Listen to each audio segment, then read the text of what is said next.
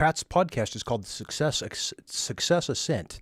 So I'm pretty excited to go through and have a conversation with him. How you doing, Pat? I'm doing great, Curtis. Thank you so much for taking the time to spend with us today. What an amazing story you have, Curtis.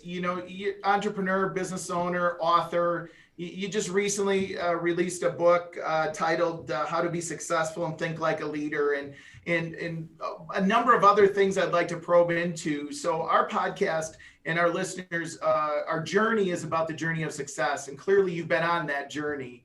And so let's start off with the significant setback you had as a human being. And it feels like that kind of prompted you to the journey that you're on today. So a lot of people assume that. I wasn't diagnosed with brain cancer until about 10 years ago. Okay. So I had already I owned a cosmetic medical laser franchise, a pharmaceutical company, a Christian clothing company. We were sponsoring events at the Denver Coliseum and some major events and stuff. So by the time I was probably 27, 28 years old, I had already built a number of real successful businesses and kind of assumed that I had the bull by the horns and life was going the way that I wanted it to. One of the things we'd sponsor events, we'd do these bodybuilding shows or MMA fights and different things like that. And I'd have 18 guys walking around in the company logo on their shirt, big old swole up bodybuilder guys. And, I'd snap, okay, hey, let's sit over here. And kind of felt like the emperor, I guess you'd say. And then, I'd been having seizures and stuff. We thought that was because of the diabetes, but pretty soon it got to where I was having 7 to 10 grand mal seizures a week and lost the ability to drive or live alone or, I'm running these huge companies and could not find my way to the grocery store or back or, I'd take a walk, go out and take a walk and I'd call my mom, I was living up in Denver, call my mom, hey, I'm lost. I don't know how to get home. And so she's trying to, from 5 hours away, trying to give me directions to get back to my apartment that I had up there. And, yeah, kind of a different thing. A lot of folks assumed that I became successful after the cancer and stuff, but I'd actually done real good before and then lost absolutely everything, bankruptcy, and then kind of had to build back from scratch. So when that happened, Curtis, sometimes setbacks significant like that hold people back and they get stuck there and sometimes they never make it out of there. What would you share with our listeners? What was the model? What was your thinking at that time and what helped you move forward? So I've always kind of been, I just lost my green screen. It's kind of a funny thing here. Everybody saw it go from the kitchen that it looked like I was in to just a green screen. So technology is always fun, isn't it? Yeah. Yeah. So basically the question was how I went from. How did you, so you have this setback and a lot of times people get stuck in that setback and they never make it out of it. So what was your model? What do you recall that you used? Because we're all going to have setbacks. So what took you out of that? Well, so I'll say the big thing, my faith, I believed that I was going to get through. And I believed also that if I didn't, if I died the next day, okay, cool. That was what was meant to happen. And so it made it easy, kind of to accept. I know where I'm going when I pass. And a doctor had come in, one of the oncologists up at Swedish Medical Center. I remember him. I had lost the ability to speak, lost the ability to communicate. He come in and put his hand on my mom's shoulder and told her that I only had 60 to 90 days to live. They wanted to do chemo and radiation and brain surgery, but said that still wasn't going to extend the time. It was just going to decrease the pain and headaches and stuff. But still guaranteed I would not make it longer than 90 days. So the doctor was telling her, said, take me on a trip to Disneyland or do something, try to make some family memories before I pass. And I remember that making me so mad with, I couldn't say anything, but going, you don't have any right to tell me when my time is up. Right. So we went down to Mexico and that was a big thing went to the Hoxie Biomedical Clinic and they did some stuff that's not approved in the United States. And I'm here 10 years later, but I think the biggest thing there was just keeping that outlook positive and going, okay, if I do survive, I need to be planning for the best and preparing for the worst. Right. And so even fighting the brain cancer, we launched a telecommunications company. I, like I said, couldn't drive, couldn't live alone. So I was sleeping on my parents' floor in Crawford driving down, building out this retail store, getting the customers going and stuff. And then I couldn't tell you by the end of the day what we had done at the beginning. So my parents helped out a whole lot on Yeah. getting that going. Well, clearly you had a different vision than the doctors maybe had, and the expectations that they had.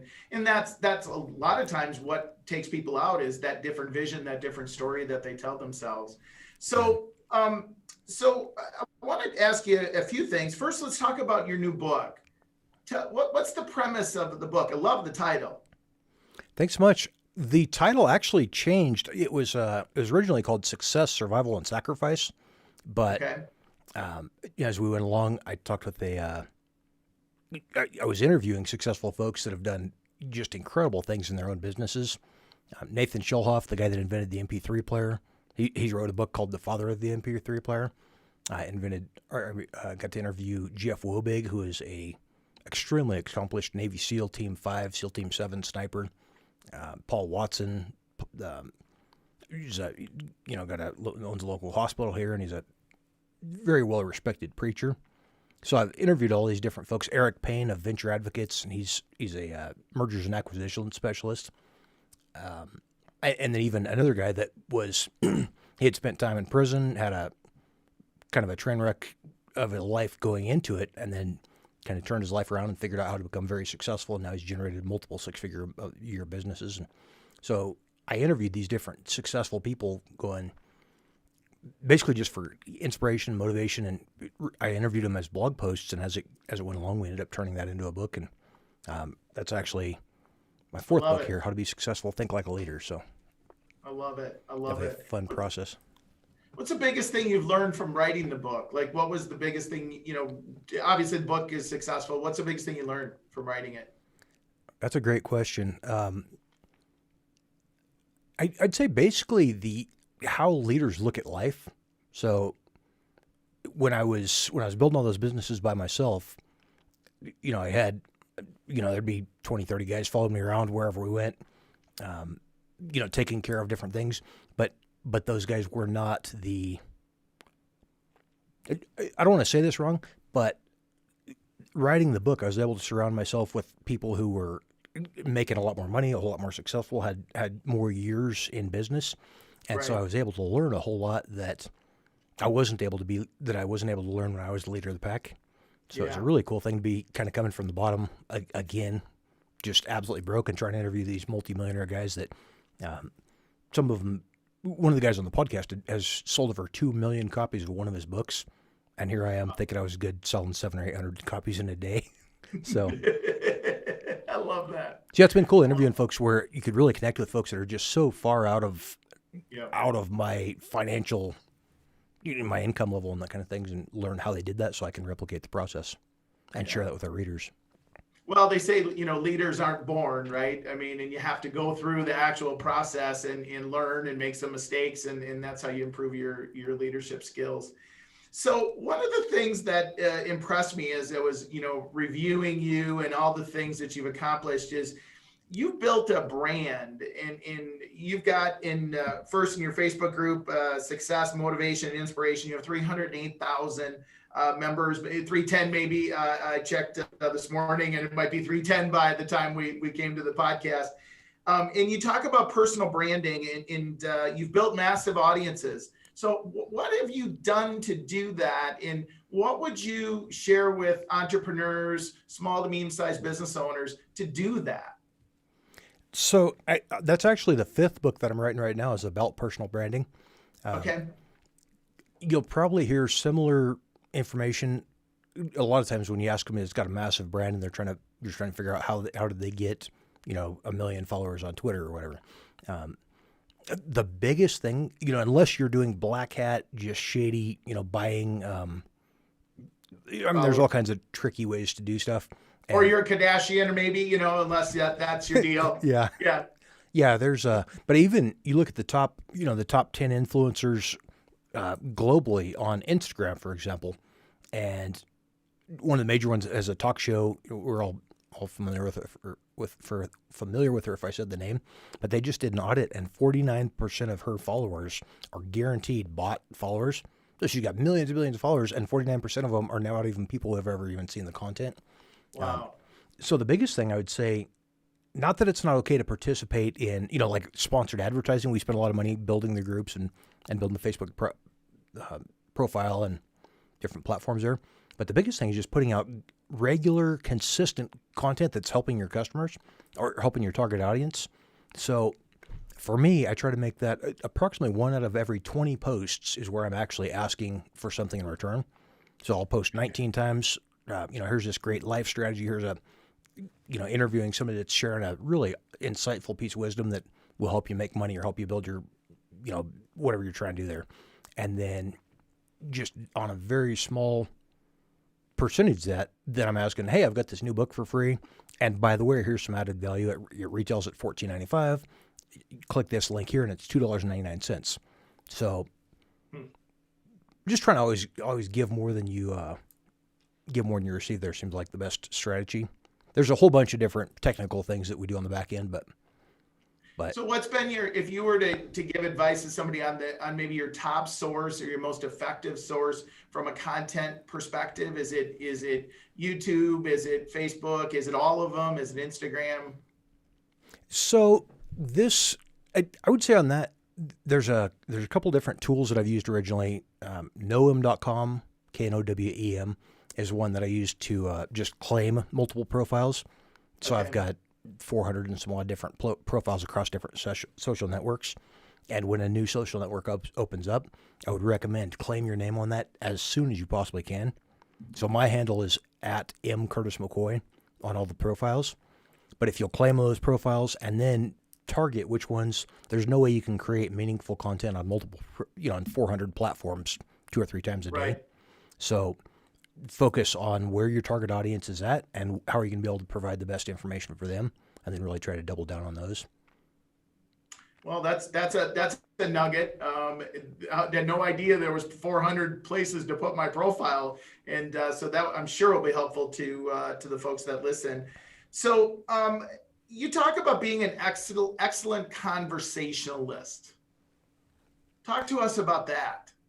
Yeah, so that was another book I wrote, and that was talking about basically learning how to listen as much as you talk, and also how to draw people out with questions that get them talking and get them feeling good about you. And so there's a whole lot of different books on how to get people to feed you information or get people to share things that that they didn't really plan on sharing, kind of thing. That is definitely not my strategy. What I try to do is, it's a little bit different on the podcast interviews, but if I'm in an airport and you meet somebody, you look at them in the eye, your waitress at the coffee shop, look them in the eye. By the time you get done ordering, you should be able to tell what color what color eyes that waiter or waitress has, and just making conversation, small talk, be able to ask people things that let them open up and talk to you, and just about being a good conversationalist, I guess you'd say. Yeah, so I love that advice, Curtis, except my challenge is I'm colorblind, so if I'm looking at somebody's eyes, I would never know what color they are. So it's that would be funny for me. And yet I get what you're saying. I remember I was on a plane ride and after speaking for an entire day, and I'm sure you had kind of the same experience. You're exhausted, you're tired, and maybe you just don't want to talk to somebody. And I happen to get wedged in a middle seat on a flight and just started a conversation with this individual, and I knew everything about her in 45 minutes, and the plane lands, and she goes, I told you my life story. I told you everything. I told you that we're doing this with my daughter, and she says, and I don't know your name. And I looked at her and I go, isn't that really cool? And she laughed, and it was just so, so awesome to get somebody to talk about themselves like that. So a quick story on that, quick side note. We were on the way, we were flying over to Jamaica, helping build an orphanage over there, just having a little vacation. And on the plane trip, I was going, I don't care if we stay in, it could be a cardboard hut on the side of the beach. We're in Jamaica. I'm not trying to spend a lot of money on a motel. And so on the plane ride over there, we got in a conversation with the guy that owned he was a bigwig in a whole bunch of hotel franchises. And get over there and he said, hey, tell him, he gave his name to tell him I sent you and they'll hook you up. And so we ended up staying in this ridiculous, awesome villa that, just I would have never spent that kind of money nightly on a place. Right. And the guy hooked it up for cheaper than the Motel 6 kind of a little little spot. So, but that again was because I got him telling me, I wasn't expecting anything free, just trying to say, wow, that's awesome. How did you get to how did you get to own multiple hotel franchises? And, Yeah. and as we're going along, he's going, man, this is such a cool guy. I don't really know your name, but here's a free trip, That's cool. That's really cool. So, as somebody who's built businesses, gone through some challenges, rebuilt businesses, Curtis, what's the biggest challenge you see for business owners, entrepreneurs in their growth, in their trajectory, and then how have you overcome that? Because obviously, if you saw it, you probably experienced it, and how'd you overcome it as a business owner? I think the biggest thing now is a lack of personal branding or approaching your personal branding the wrong way.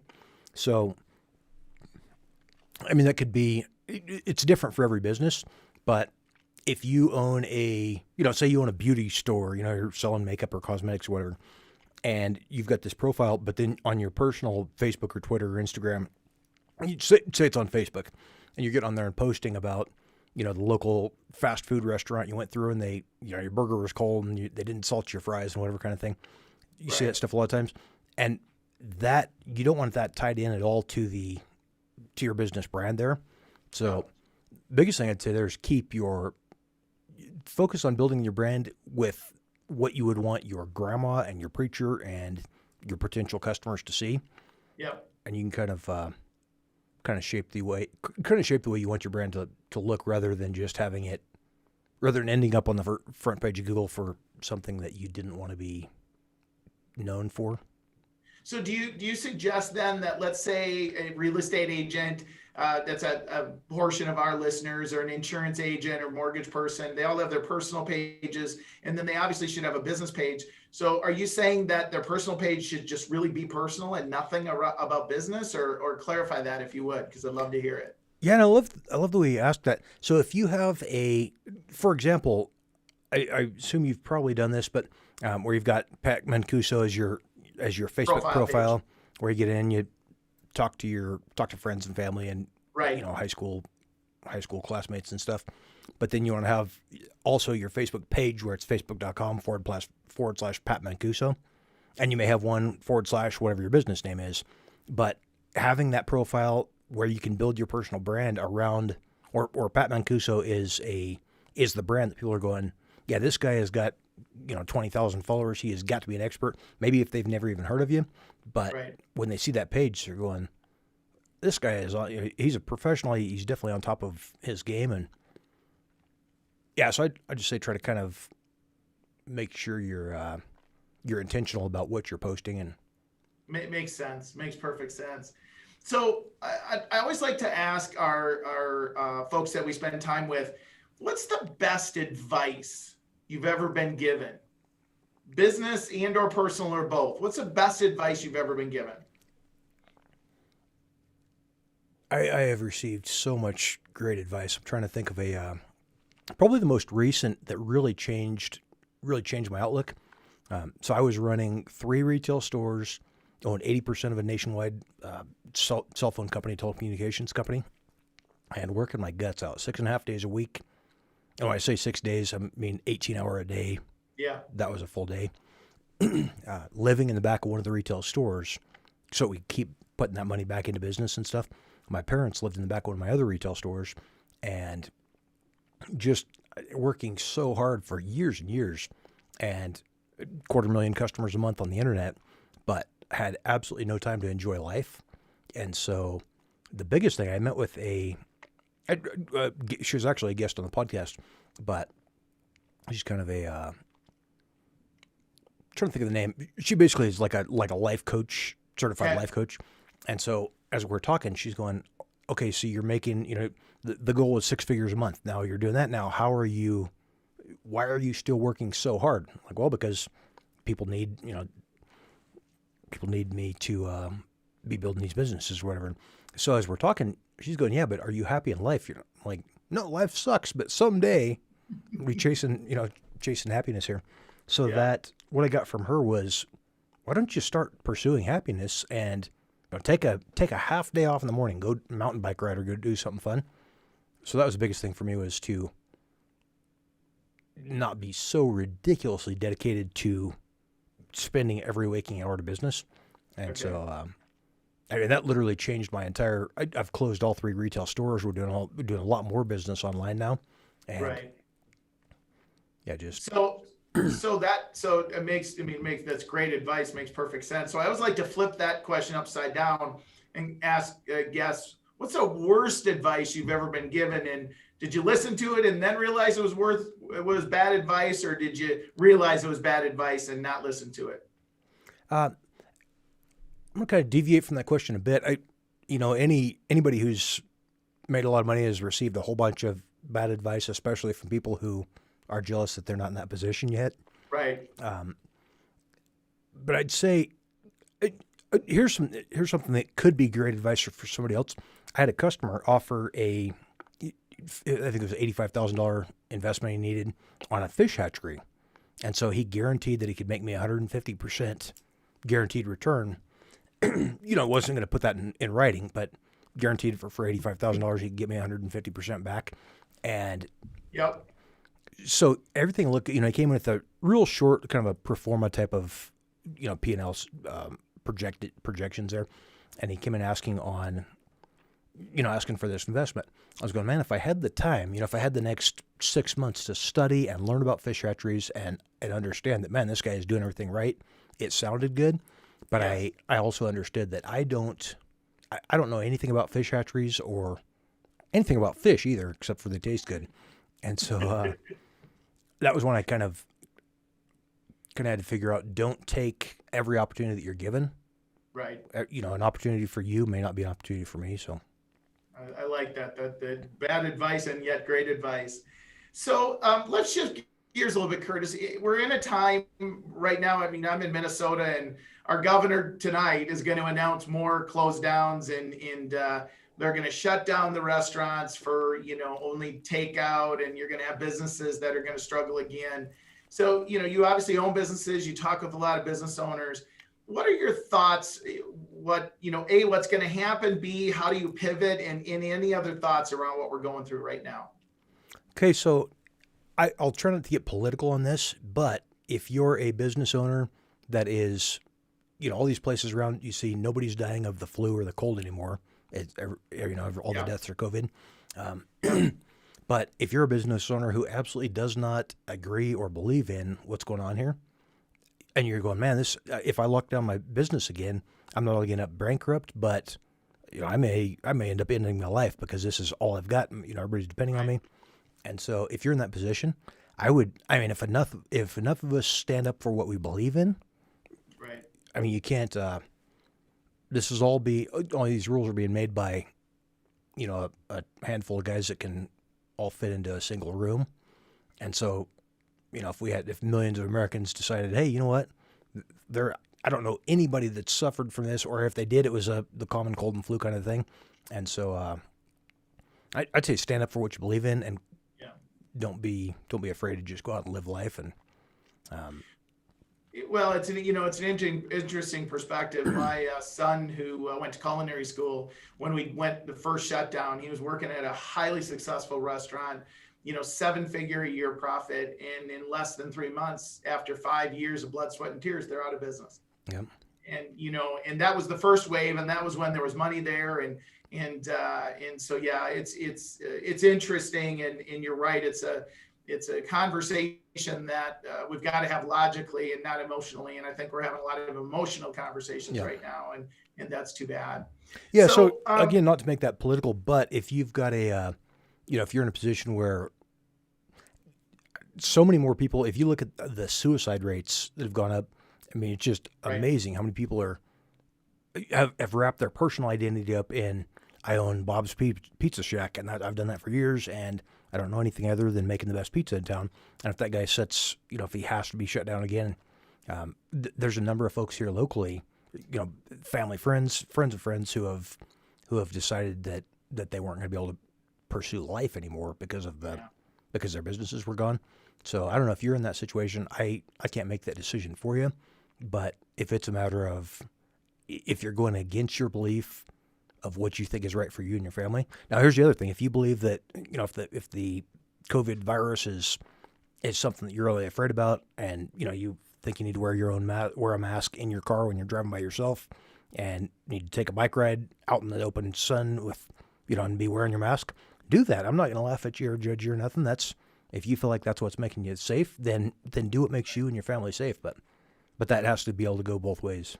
Yeah, that's the freedom of choice that we have, right? Or at least we believe we have.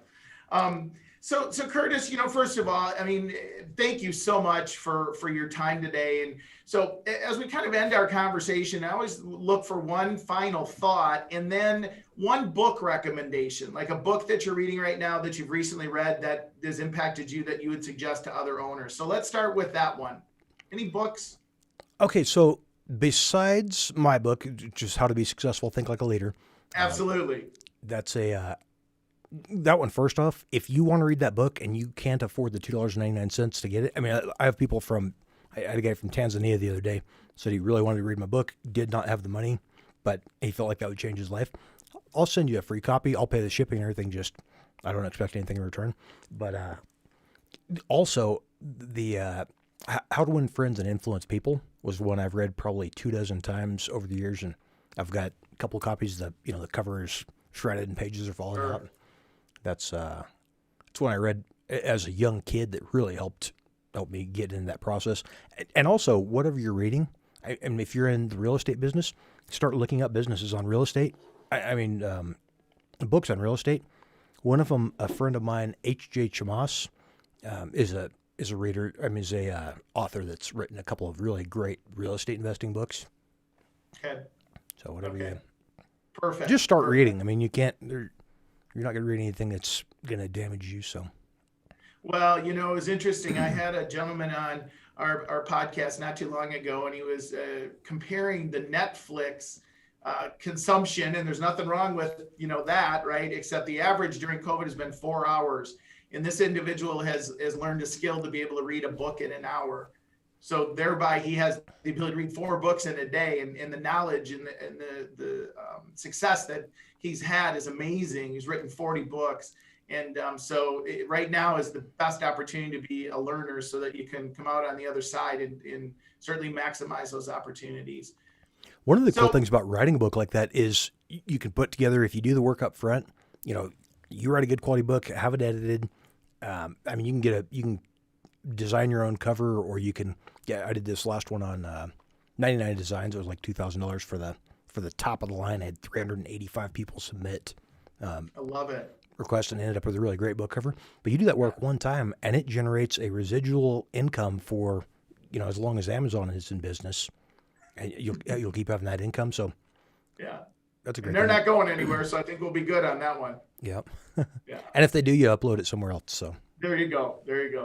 So Curtis, what final thought would you share with our listeners as an entrepreneur, business owner, human being? What would be your final thought for our Success Ascent listeners? So I'd say the biggest thing is don't get too locked into making your personal identity, your business identity, your business brand. So years ago, like I said, I had the cosmetic medical laser franchise, pharmaceutical company, Christian clothing company, different forums. A lot of businesses, but a couple of years ago, I built the M. Curtis McCoy. Started turning that into a brand because I'm going, I know, all these different businesses, stuff changes. The telecom industry, that with the Sprint T-Mobile merger could be a big problem here, but I'm building M. Curtis McCoy as a brand so that if one of the other businesses, something happens there, people still know me as the brand rather than just the phone company or the clothing company I've had probably a couple dozen businesses that failed. So claim those pages, start building yourself as a personal brand. I mean, if you're a real estate agent, don't be promoting the real estate company you work for. Promote you are the realtor, and wherever you go, if you change a different company, that client base will follow you rather than going, I'm not sure who the guy was, but the name of the realty company is what they use. That personal brand, absolutely. Yeah. Absolutely. Well, Curtis, thank you so much for the time today. I truly appreciate it. And I know that I've taken away a number of things, and I'm sure our listeners have as well. So we do appreciate your time, and certainly we wish all of our listeners the best health, be safe, and have an awesome day is what we tell you before we leave our show. So thanks, Curtis. I appreciate your time today. Thank you so much, man. I appreciate you. Thanks for having me on. My pleasure. All right, thanks, Pat. Take care. You too. Bye.